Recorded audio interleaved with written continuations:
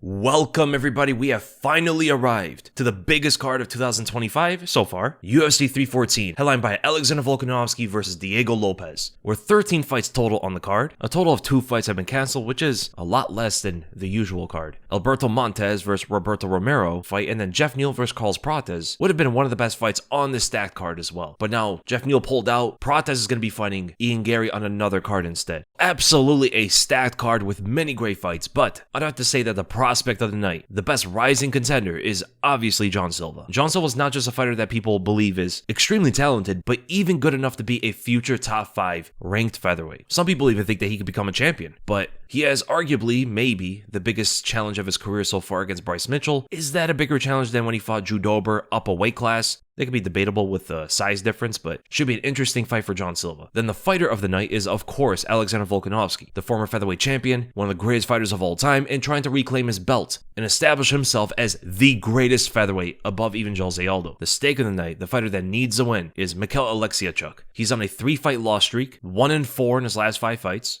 And all of those losses but one have been by finish. If you lose to Sedriques Dumas, he could be cut from the UFC, right? Losing to Dumas, 1-4, 3-fight loss streak, it's kind of tough. But the banger of the night, the most explosive fun fight on the card, is of course going to be Michael Chandler versus Paddy Pimblett. That fight has massive finishing potential from both fighters. Both fighters are powerful, they always go for the finish. And the way that Chandler approaches the fight, you would think it's like a guaranteed finish waiting to happen, but he does have some decision losses, which is interesting. But with Paddy's submission ability, it's going to be hard for Chandler to get out of those positions if he somehow scrambles to the ground at some point in the fight, which that is exactly what Paddy's going to be looking to do. That's such an entertaining fight, one of the best fights on the card. Then the sleeper of the night, the most slept on fight, I would say, is Tresean Gore versus Marco Tulio. Again, both fighters who are great finishers. Marco Tulio seems to be maybe a future contender, somewhere maybe in the top 10 at some point in his career. He's very good. And then the fight of the night is, of course, the main event. Alexander Volkanovski versus Diego Lopes, where technique meets power. And can Volkanovski make a big championship comeback for his own legacy? But let's start with the first fight of the card. Nora Cornolle versus Hailey Cowan. Nora Cornolle is a much better striker than Cowan. She's fought in Muay Thai, has more power in her punches, good same-side combinations with the high kicks. Cowan will throw combinations like that as well, but I think the power of Cornolle, with her overall better technical skill in the stand-up, will win her this fight. Not the most technical fight in the world, but it's the fight they want to start the card off with. Then we go to Tresean Gore versus Marco Tulio. Interesting enough, they didn't start the card with this fight because that's a much better fight. I'm going to go with Marco Tulio by a second-round knockout. Tulio is just a much better striker. I mean, very slick in the stand-up, good counter shots. He does raise his chin when he throws punches, and Gore could counter him with a hook or an overhand. Tresean Gore is good with his submissions, although not the greatest wrestler. Marco Tulio is more well-rounded. He has a good ground game, good wrestling, but much better striking than Gore. Gore's striking is very basic and not proficient either. Sometimes fighters are able to master the basics and be very proficient, but Tresean Gore is not really great there yet. There's a huge striking gap between him and Marco Tulio. Gore doesn't have great feints. He doesn't have the best head movement. He's good at cutting off the cage. He has a good jab, although he does drop it when he throws it, which is a very common thing in MMA. But those kind of openings are exactly what Marco Tulio is going to try to counter through. So I think Marco Tulio is going to land the shot, as Gore hasn't built himself defensively to handle the striking of Marco Tulio. So I think Marco Tulio is going to defend the takedowns, feel out the striking in the first round for him to land that opening shot in the second round, maybe after Gore throws a jab, gets countered by the right hand, and Tulio finishes the fight with ground and pound. And then we go to Sumudaerji versus Mitch Raposo. So Sumudaerji is the much bigger fighter and the better striker overall.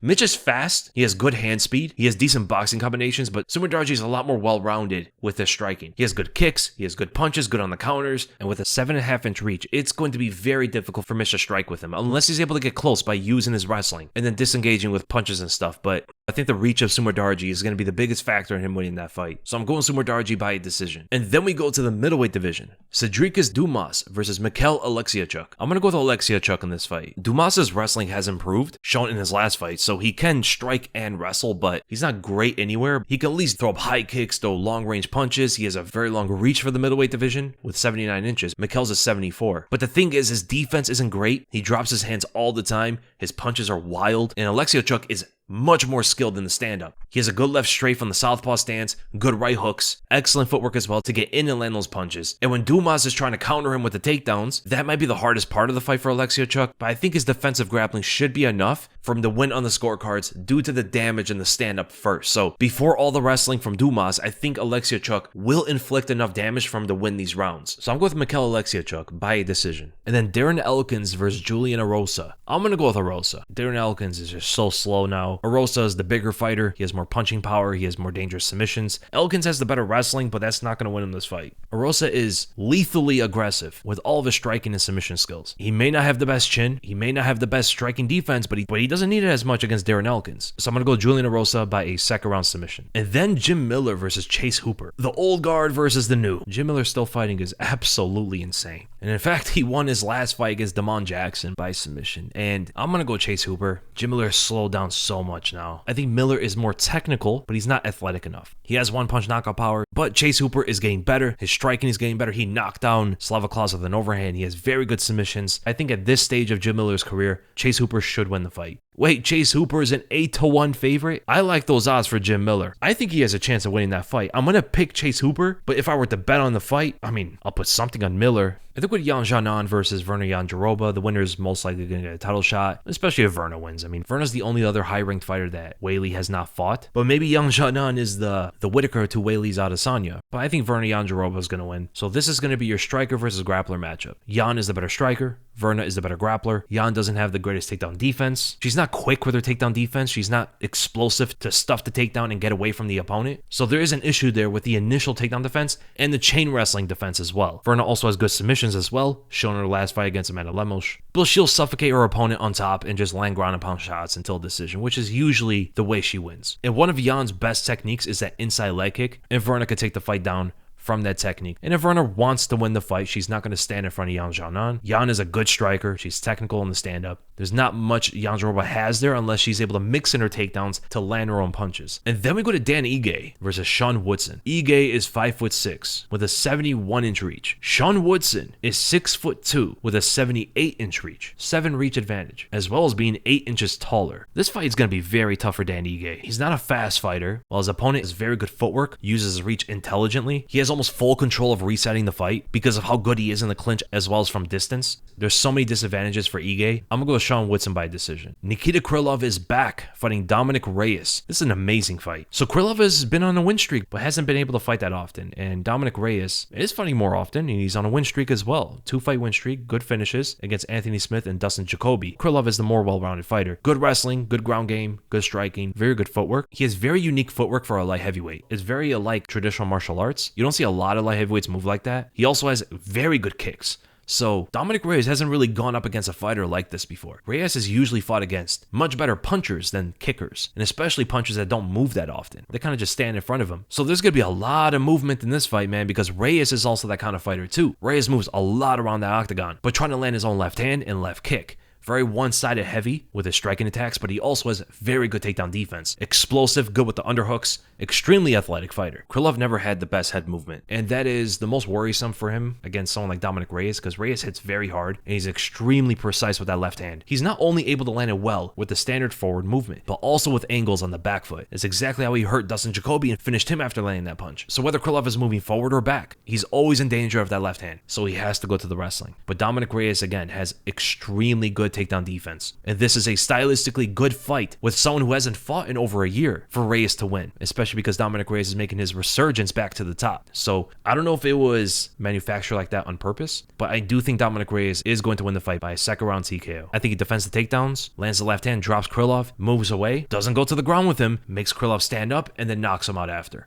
Then we go to the beef between Bryce Mitchell and John Silva. These two definitely do not like each other, and regardless of their personalities and their beef, they're going to be punching each other in the face. And John's punch might knock him out. The guy hits very hard. Bryce is a good grappler. He has decent takedowns. He has a good ground game, very good submissions. And a lot of people like to point to John Silva's fight with Charles Jourdain, and he got taken down multiple times by a fighter who isn't a grappler. But that's using MMA math to understand his Bryce Mitchell fight. How did Charles Jourdain take down John Silva? Is Bryce Mitchell going to do the same thing? There's not one way to wrestle, right? A lot of people like to bundle all wrestling techniques as one. The way Charles Jourdain took down John Silva is not the way Bryce Mitchell wrestles. And also, that ignores the fact that fighters get better. John Silva is most likely going to focus entirely on his grappling and takedown defense, fighting someone like Bryce Mitchell. Whereas when he trained for Charles Jourdain, he was training for a striker.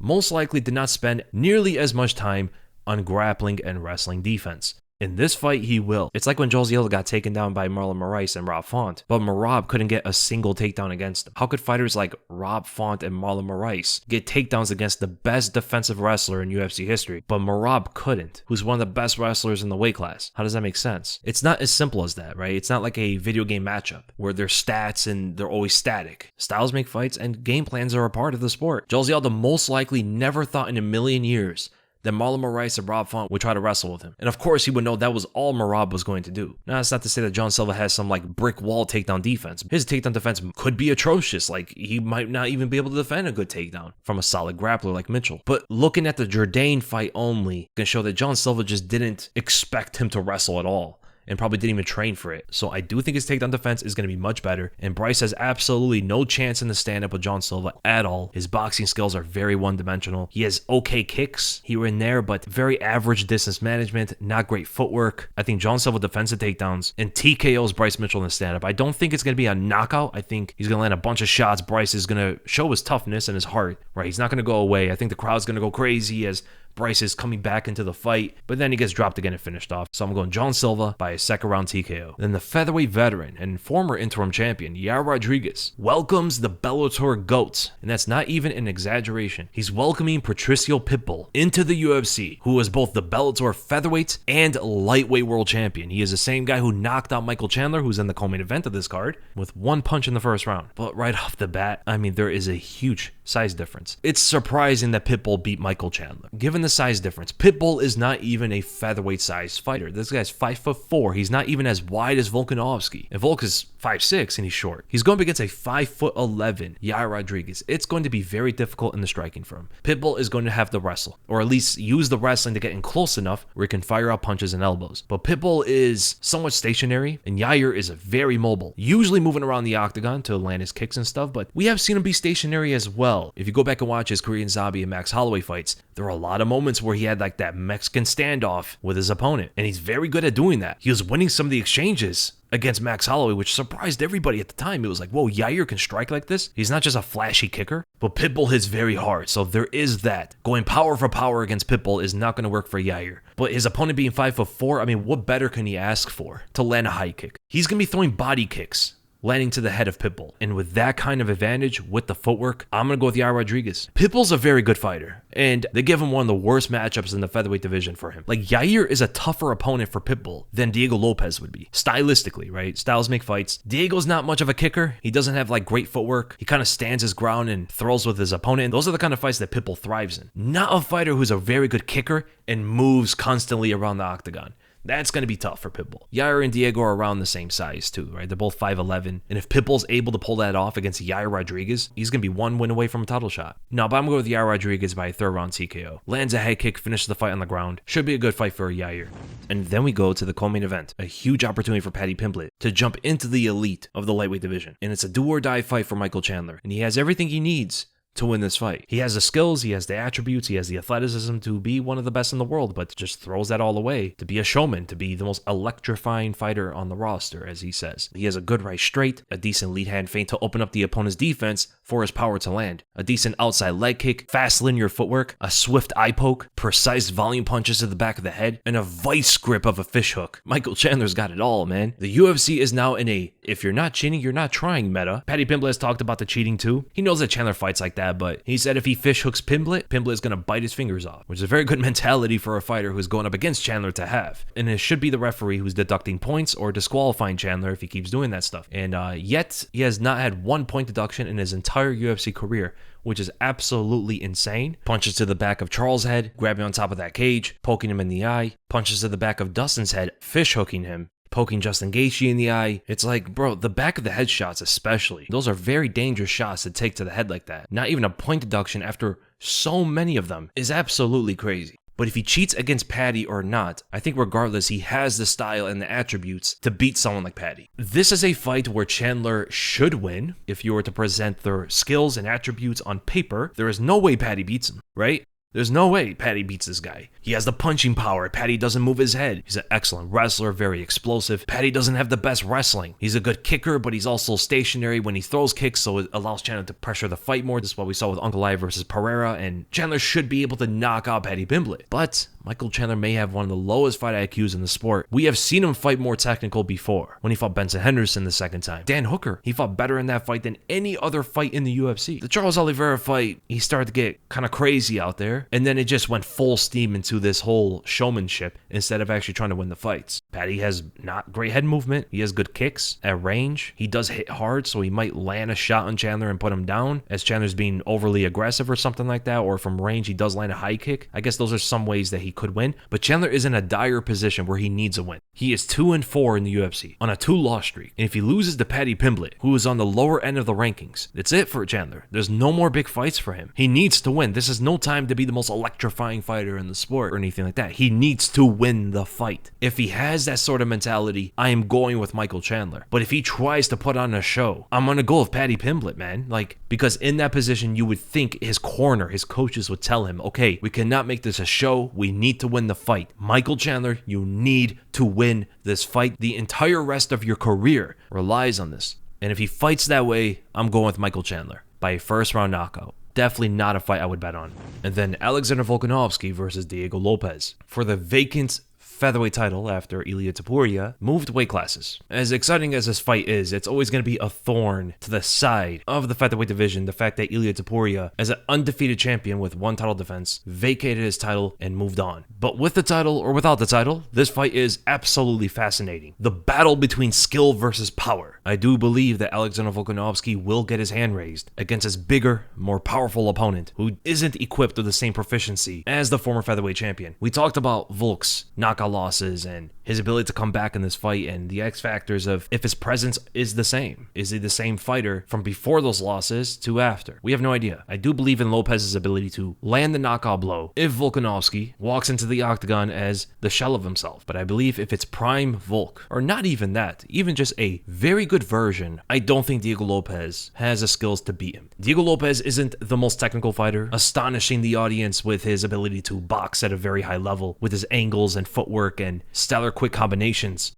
A great wrestling game to take the opponent to the ground and use his much more impressive jiu-jitsu skills. I think technically he's best on the ground, whereas he is most dangerous in the stand-up because of his outrageous punching power. But you need more than just punching power to beat someone like prime Volkanovski. Ilia Topuria did not defeat him because of his power. Ilia won the fight because he is essentially the best boxer we've ever seen in the UFC, along with that punching power. Jeremy Stephens is not knocking out Volkanovski. Neither is Josh Emmett or any of these pure power punchers who more side with the advantages that Diego Lopes has. Islam Makhachev and Ilia Topuria are some of the best fighters we've ever seen in the UFC. These are not fighters who rely on one or two things to win fights. Diego Lopes does. It is a fight at the end of the day, so there is a puncher's chance. But indicating that that puncher's chance is the reason as to why Diego Lopes will win seems somewhat illogical, because usually that's lesser of a probability than a fighter who's more skilled than them, especially in the featherweight division, right? Heavyweights can knock each other out with any single punch. Featherweights is a lot harder to do that. Unless, again, Volk is just not the same fighter. Diego Lopes is a reactive power puncher, not a proactive power puncher. He's not a fighter who moves forward and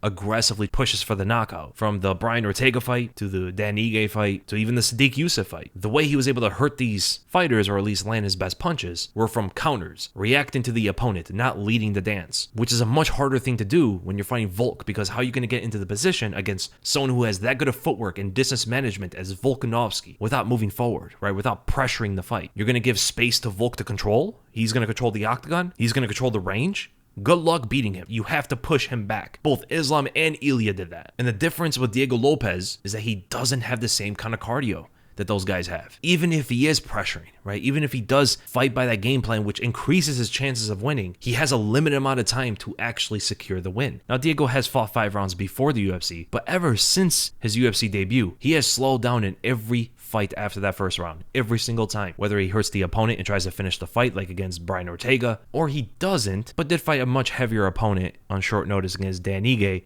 Again, those are not the most correlating fight because it was at 165 pounds, and Dan Ige did come in big, of course, on short notice. Maybe Diego Lopes's cardio is much better than he has shown in the UFC so far, but it has yet to be seen at the highest level, with fighters constantly overloading the nervous system with feints, pressuring him off the jab, throwing out low kicks and body punches, and all sorts of techniques to deplete his gas tank. I think Diego Lopes has maybe 2 rounds to finish that fight. and if he doesn't finish that fight within that time frame, I think Volk absolutely dominates him. 4th and 5th round, I'm very confident in Volk winning that fight. The first round for any Volkanovski fan is going to be a very stressful round because that is going to show us pretty much everything about this fight. It's all going to come down to that first round. Diego's best probability of winning that fight is in the first, and it's also the point of the fight as to whether we know that Volk still has it or doesn't, and I think he will get it back. 2-time featherweight champion Alexander Volkanovski defeats Diego Lopes by a 5th round TKO and is regarded as, in my opinion as well as a Jose Aldo fan, the greatest featherweight of all time if he wins that belt. Volk, I think, is going to win this fight. 5th round TKO, I don't think Diego's going to have the level of cardio, not only to just fight his way into the championship rounds, but to be able to keep up with someone like Volkanovski. I mean, Volk's velocity and his punches were absolutely stunning against Max Holloway in that 3rd fight. It was one of the greatest performances we've ever seen. He threw nearly 400 strikes in that fight, landed over 200, and a pace like that is something I don't think Lopes is going to be able to keep up with. And that's against someone like Max Holloway, who is a phenomenal volume fighter. Essentially, that's what most of his fighting style relies on, is his ability to overwhelm the opponent with volume and beat him that way. Impeccable cardio. Volkanovski beat him in that very same aspect. It's going to be very hard for Diego to win this fight after the 2nd round. If Volk is still in good form, that's always to be noted. Because if he isn't, then Diego's probably going to knock him out. Prime Volk, good version of Volk even, I think wins this fight. And handily as well. Very interesting main event. I do think the legend is going to reclaim his belt. And then we go to the betting odds. Alexander Volkanovski is a -125 against a +105 Diego Lopes. I think Volk should be a bigger favorite, but I understand it with his last 2 knockout losses, and we don't know the form he's going to be in when he enters the octagon. Michael Chandler is an underdog, a +125 against a -155 Paddy Pimblett. Interesting enough. Not surprising, Paddy could win the fight, but Chandler as an underdog is decent. Yair Rodriguez is a -205 against a +160 Patricio Pitbull. I agree, but I think Yair should be a bigger favorite than that. John Silva is a -250 against a +205 Bryce Mitchell. I agree with that. Nikita Krylov is a -190 against the +155 Dominick Reyes. I like those odds for Reyes. I think it's a good stylistic fight for him to win. Dan Ige is the +140 against the -175 Sean Woodson. I agree with that. Verna Jandiroba, the -150 against the +120 Yan Xiaonan. I agree with that as well. Then Chase Hooper is a -800 against the +550 Jim Miller. Hooper should win the fight, but +550 Jim Miller is very interesting. He hasn't been fighting this long in the UFC for no reason. I mean, for him to be that big of an underdog is crazy. I think Hooper's going to win, but putting something on a +550 Jim Miller is pretty nice. So, very interesting lines right there. Then Darren Elkins, the +270 against the -345 Julian Rosa. I agree with that. Michal Oleksiejczuk, the -205 against the +155 Sedriques Dumas. I agree with that as well. Michal should win. Sumudaerji is the -180 against the +143 Mitch Raposo. I agree with that as well. Marco Tulio, the -400 against the +290 Tresean Gore. I think Marco Tulio should win, but not by that wide of margins. I think it should be closer, but Tulio should win. And then Nora Cornolle, the -180 against the +155 Hailey Cowan. I agree with that as well. So a lot of the betting lines make sense, but there are some very interesting ones to capitalize on. So I hope you guys enjoyed the video. If you guys did, make sure to give it a like, make sure to subscribe, hit the bell for notifications, and I'll see you guys in the next video.